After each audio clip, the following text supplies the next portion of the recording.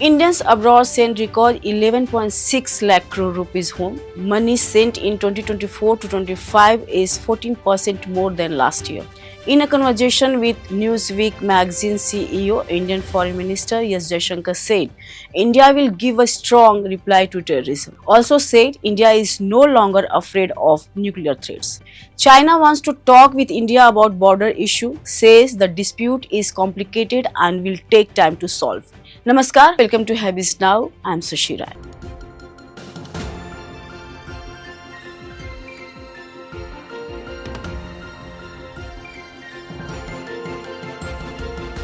Indians living in foreign countries sent a record 11.60 lakh crore rupees to India in the financial year 2024 to 25. This amount is 14% more than last year and more than double the money sent in 2016 and 17.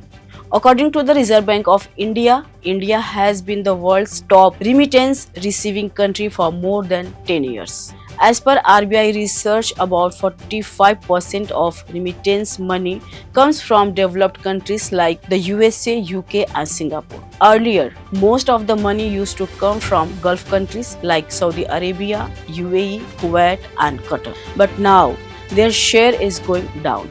Now more Indians are moving to developed countries and working as skilled professionals in fields like IT, engineering, medicine and management. These jobs pay well, unlike the earlier days when most Indians in the Gulf were blue-collar workers, means construction workers, drivers, laborers. Now question is, how remittance helps India's economy?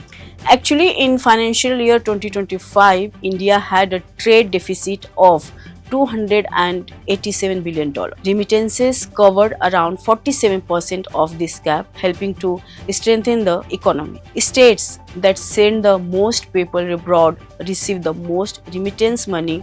These include Kerala, Tamil Nadu, Punjab, Andhra Pradesh, Uttar Pradesh. In Kerala, remittance makes up about 36.3% of the state's income. Families use this money for daily needs, education, building homes and starting small businesses. Let's now talk about remittance. Remittance means the money a person sends to their home country while living abroad. It brings in foreign currency and is an important source of income for low and middle income countries. While Gulf countries still contribute a lot, developed countries like USA, UK, Australia and Canada now send large amounts of money to India too.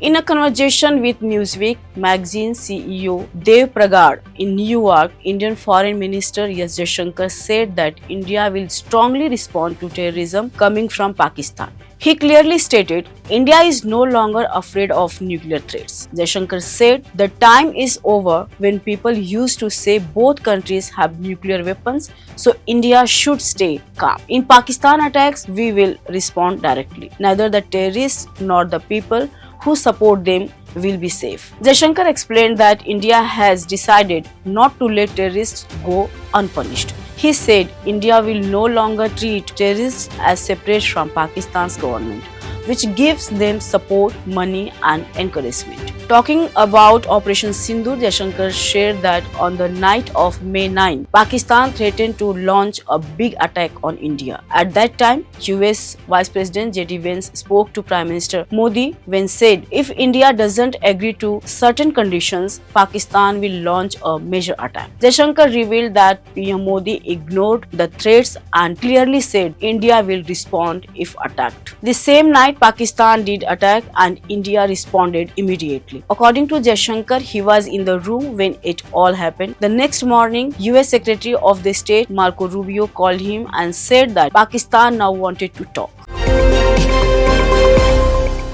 On Monday, China's foreign ministry said that it wants to talk with India about fixing the border. China said the border dispute with India is complicated and will take time to solve. The ministry explained that India and China have created a system for special representative talks and handle the issue. There are also diplomatic and military communication systems between the two countries. China added that it is ready to keep talking with India about the border problem and wants to maintain peace and stability in the border areas. They also said they want to promote cross-border cooperation. After the Galwan Valley clash in 2020, there was a lot of tension between the two countries. During that time, soldiers from both sides came face to face at the border. China says, "We hope India will continue to work with us." When asked why the 23 rounds of talks have not solved the issue, Chinese Foreign Ministry spokesperson Mao Ning said, "The border issue is complex and will take time to solve. But it is good that both countries have systems in place for dialogue. We hope India will continue to work with China and help maintain peace at the border." India's National Security Advisor Ajit Doval visited Beijing in December 2023 and met Chinese Foreign Minister Wang Yi.